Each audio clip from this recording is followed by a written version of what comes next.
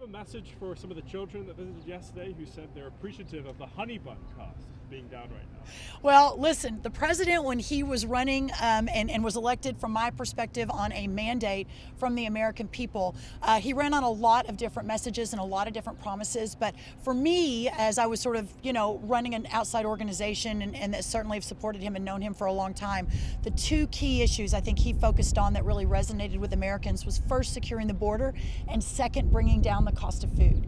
And so all of the children that were here yesterday, it was an amazing education event, but also these families who under Joe Biden have been struggling to put food on the table.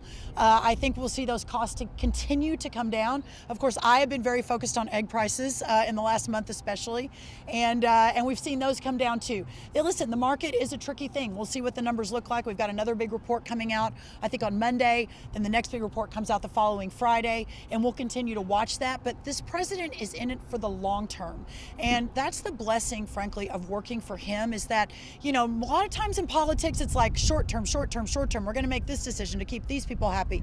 But he is doing this to completely restructure the American economy for all Americans, and that's a long-term play. So thank you.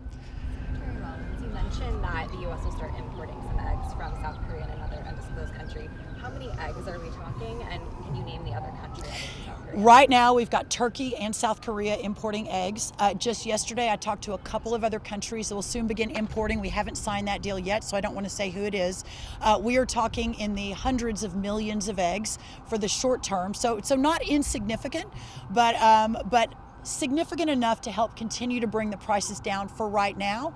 And then when our chicken populations are repopulated and we've got a full egg laying industry going again, hopefully in a couple of months, we then shift back to our internal egg layers and moving those eggs out onto the shelf. What's the status of bird flu and its impact on chickens? Well, the good news is part of the 5-point plan we laid out about a month ago. The most important thing to control the bird flu, the avian flu epidemic that has been raging through our egg layers for almost 2 years now. This really started about 2 years ago.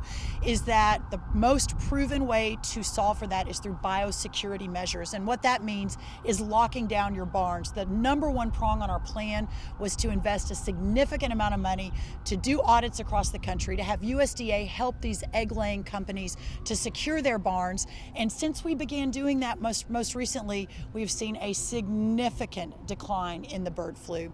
Thank y'all so much. Good to see everybody.